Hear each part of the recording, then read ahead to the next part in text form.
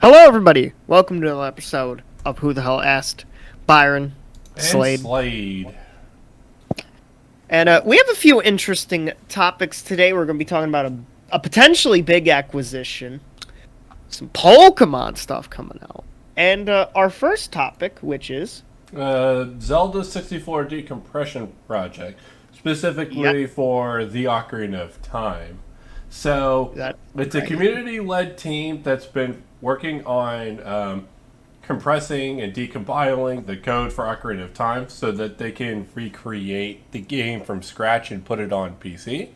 Yes, a la Mario 64. Yes. So I believe it's 90% complete. Yes, it is. And this is a fantastic thing overall because you're getting a pretty true experience to the 64 version on the PC. You're not getting any like emulator hiccups or anything like that you typically see with like emulators with ROMs. And, And it's going to be exciting to see what people like add to it, because with stuff like the Mario 64 PC port, Super Mario 64 Plus, people have added like analog cameras, moves from Super Mario Odyssey. There's ray tracing. Mario 64 with ray tracing. yeah, actually pretty nuts when you like think about that. So I expect Ocarina of Time to get some very similar stuff. Ray tracing, analog camera, maybe some other stuff. But yeah, so this will be... it's well on track to be completed before the end of the year. So expect 2022, like Breath of the Wild 2, Ocarina of Time PC port, Zelda fans, you're going to be eaten. You're going to be eaten this year and next year.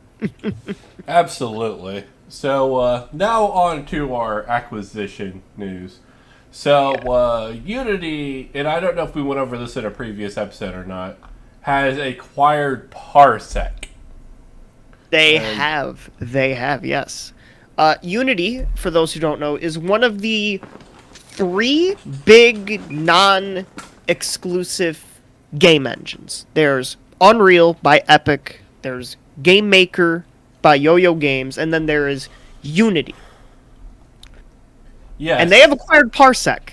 So, Slade, what is Parsec for people who don't know? So Parsec is a program that you can download that allows you to host people to play games online that you normally would not be able to play online. So the way it works is basically people can use Parsec to connect to your PC, and then you would host them as if they were in the room with you playing on your PC.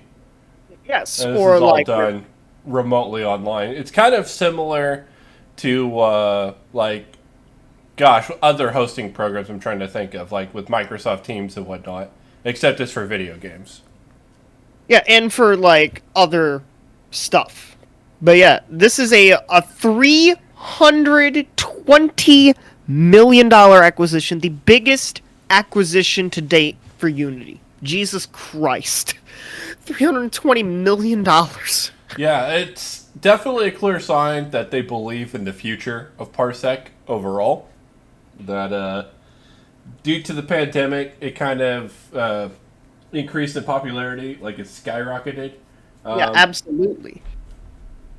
I know that there's a lot of speculation for what this means for people who use Parsec and whatnot.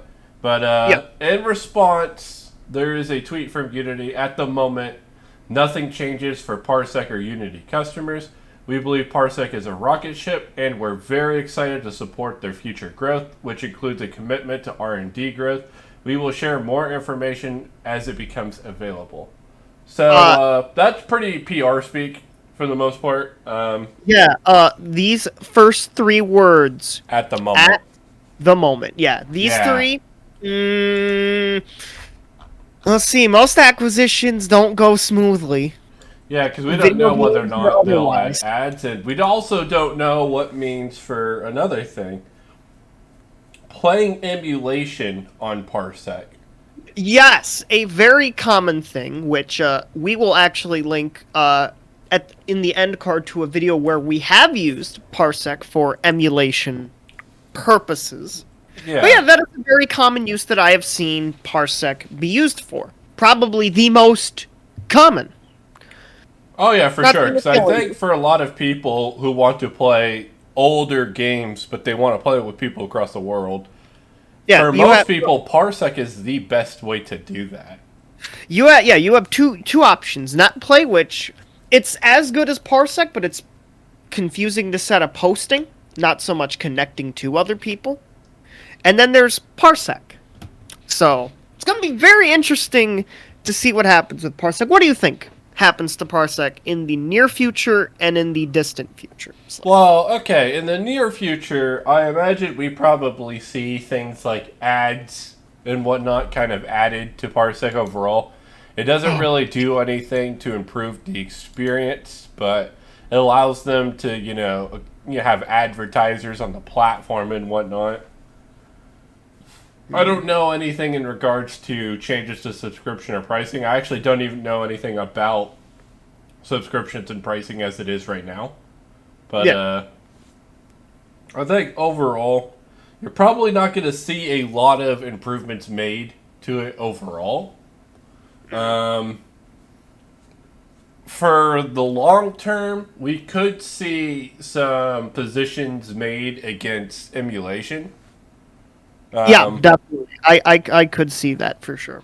I imagine this could be something where they try to move towards just hosting, games you own on PC and whatnot, but not like they make it like incompatible with things like Dolphin and PCXX emulator and like some stuff like that. Yeah, another theory that I've seen thrown around is that Unity could use the technology for Parsec for creating multiplayer, like having the online multiplayer infrastructure in Unity be Parsec based, which would be really interesting. Oh yeah, for sure. Technology. Because I think Parsec's really onto something with how they use their engine to like help people like connect to like hosts and whatnot. Because really, Parsec, the only thing they do is give people the ability to connect to someone's PC, and then the PC does the rest of the work from there. So overall, we're not terribly or even at all excited by this acquisition. Right? It's kind of like gotten quite the healthy bit of skepticism from us and pretty much everybody who loves Parsec. So we'll continue to look into that as the situation develops. But as of right now, that is indeed a thing. Yep. Oh, and even the Parsec Twitter account in the TechCrunch article even has a tweet saying, "Oh, and one more thing, we love the communities around games as much as anyone and have no plans to change anything about the free Parsec app. We hope creative professionals get as much joy out of creating the next great fighting game as you do playing them." So yeah, we'll keep up with this and see how this goes. But the other big bit of news, and we'll probably be covering this event either the same day or in the immediate future, is Pokemon.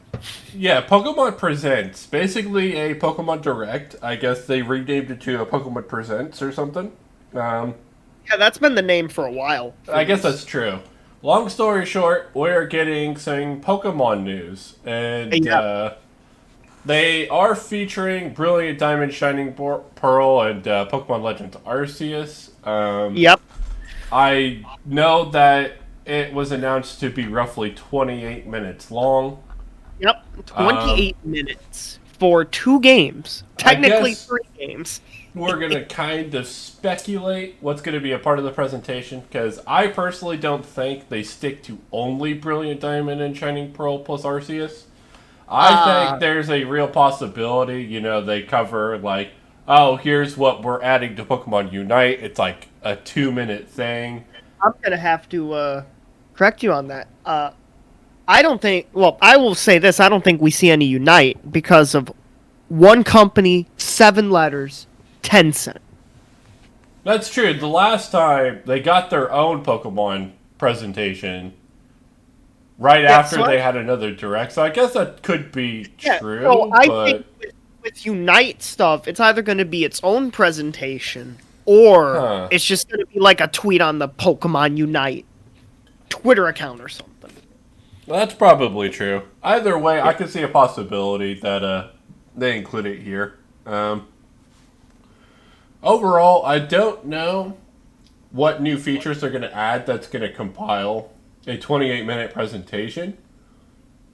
I think this is going to have more Pokemon Legends Arceus news than the Brilliant Diamond and Shining Pearl. I feel like there's not really a whole lot to show off for remakes of old games. I imagine they'd probably have like a new feature or two, but yeah, probably. I can't imagine that would take the majority of the presentation. Yeah, so Brilliant Diamond and Shining Pearl, just in general so far, from what has been shown of that game. I haven't really been following Pokemon stuff. I know you follow Pokemon stuff more than me. So what do you feel like is the general consensus for Brilliant Diamond and Shining Pearl right now? I think the general consensus is it's not the prettiest looking game in the world. Kind of looks like a mobile phone game, somewhat, without like the fucking what's the word I'm looking for? The microtransactions of that and a lot of those anime phone games have like actual like anime like drawings and stuff, whereas the characters just appear to be like chibi. Yeah. I don't know. Long story short, I think the general consensus of Brilliant Diamond and Shining Pearl is people really want to see the improvements from Pokemon Platinum. Because the original Diamond and Pearl had quite a few flaws. Mm-hmm. And Platinum was a significant step up for Generation 4 overall. So definitely hoping that they have those Platinum improvements. Yeah. Now, I'm going to do a sales prediction, as wild as that might be to do already. I think Brilliant Diamond and Shining Pearl do probably a little less than the Let's Go games. I'm going to predict that right now. My prediction is it's going to get roughly 10 million to 15 million sales. Yeah, that's which is about the ballpark what you would expect for the low end of a Pokemon game. I actually think that the game that disappoints in terms of sales is Pokemon Legends Arceus. Yeah, and let's talk about that. Not much has been shown about that. I think it's going to take up a lot of this presentation. I think a lot of people saw the frame rate being like 15 frames per second or something, and they kind of just dumpster on them. So I think whatever footage they show, like they need to have the models for the Pokemon like made and fleshed out, and they need to be running at least 30 frames per second. It can't just be like that super choppy bit like we saw the Chinglings during the presentation. 15 like stuttering frames is just not going to cut it for people. Yeah. People want to see more of a finished product because ultimately this just reeks of Game Freak not having enough time to complete these games, and that's not a very good look for Game Freak, Pokemon, or anybody involved at all. Yeah, like the one thing I have always said about Legends Arceus is that I feel like it is releasing 4, maybe 5 months too early. Yeah. Because it's going to be in that like slump time for Nintendo, quarter 4 for their fiscal year. They generally don't have a lot of games out. Maybe Legends Arceus will be the exception, and it does really well, but I'm highly doubtful of that. But and if this game doesn't do well, I will be very curious for the future of Pokemon in a Legends Arceus doesn't sell world.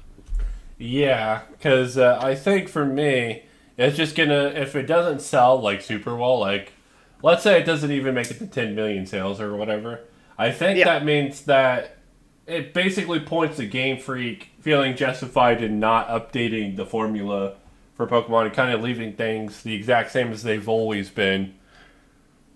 And ultimately, it just means that we don't see any innovation in the series moving forward. And I think that's a sad thing, personally.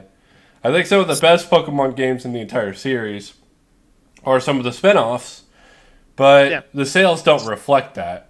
So yeah, spin-offs never do well for Pokemon. They never do well. Well, it depends on the spin-off itself. Like, for example, Mystery Dungeon's massively successful and like stuff like that.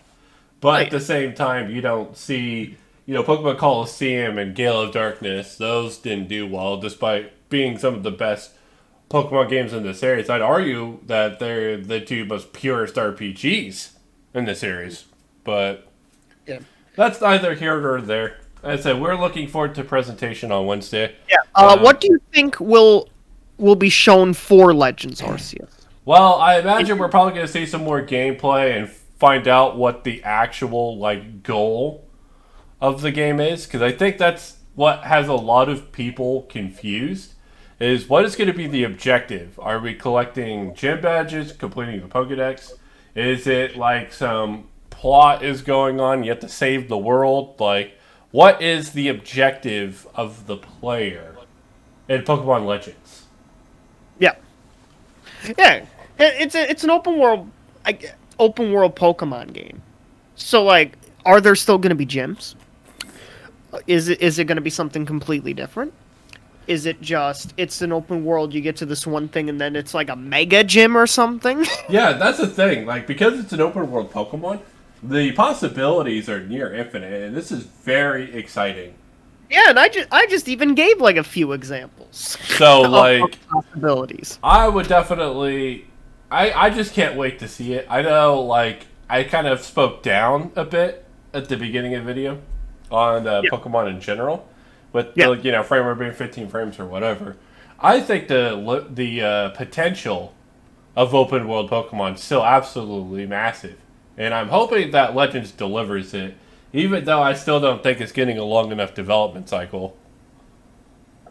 Yeah, agree. And I know like people really got sparked up for like open world Pokemon. I think like for a lot of Nintendo franchises as well, that like, oh, give us open world because of Breath of the Wild. Yeah, I think Breath of the Wild, for better or worse, is kind of up the standard of the video games that people expect from, Nintendo and on the Switch.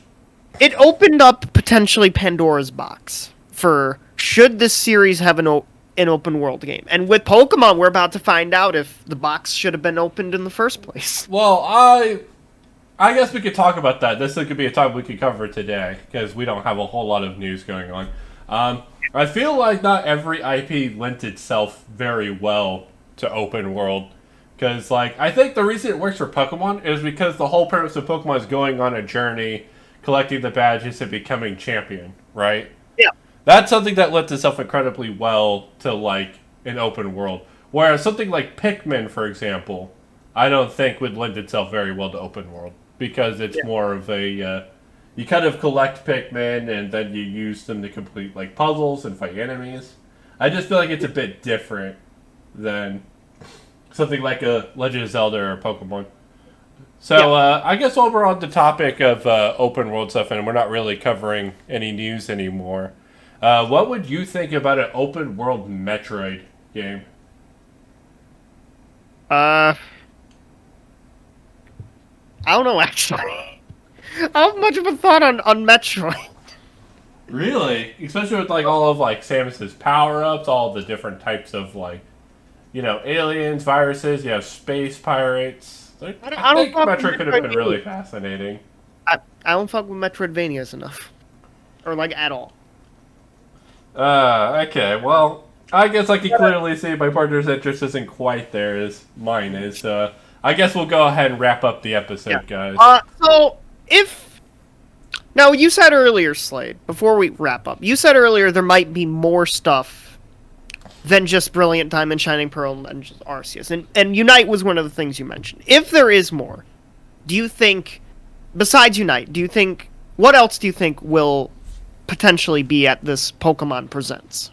Okay, well, besides Unite, I imagine if they were to show off more, which I don't think we're going to get any new titles announced, but if they were, I imagine we would probably see another Mystery Dungeon game, but it'd probably be like a new Mystery Dungeon game. Based off the success of the remakes on the Switch for the original Pokemon Mystery Dungeon. I Yeah. think that's a very large possibility. They could probably even reuse the same engine and most of the same assets. Yeah.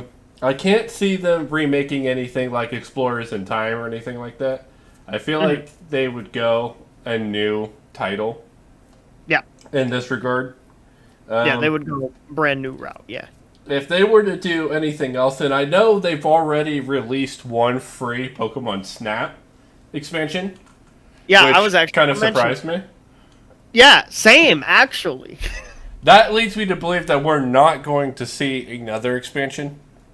At least we're not going to see it here. Mhm. Because I feel like that'd be something that would be like, they just drop it kind of like they did the last one. Which Okay, was pretty crazy. So, ultimately, still- I don't think outside of Pokemon Unite news, we're going to get anything outside of Brilliant Diamond and Shining Pearl and Pokemon Legends Arceus. I'm even with you. I don't think we see Pokemon Unite news either. I think we're going to get a solid 10 minutes of this to the Gen 4 remakes. Yep. And then the rest of it's all Pokemon Legends Arceus. Well, probably like a 2 or 3 minute like intro video, just like, hey, this is a Pokemon percent. Yeah. And then, like, Okay, so low key, I hope we get another music video. Because that last music video was a banger. I don't even remember the last like music video. Oh, it was I'll have to look it up at some point. because like the last music video was a banger for them, and I'd really love to see another one. Anyways, Or maybe that's pretty much everything for the week. So some interesting stuff that could lead to very interesting stuff down the road, especially the Unity Parsec acquisition. So before we go, I have a question to you guys, the listeners and viewers of the podcast. So recently, I have reached the rank of Masters in Pokemon Unite. No, not the biggest deal in the world or anything. And I want to know if you guys would be interested in seeing content in regards to guides and videos for Pokemon Unite. So in the comment selection, just let us know what you think. But anyways, this has been Slade. And this has been Byron. We hope you all have a good day, good night, and goodbye. Thanks for watching. Thank you indeed.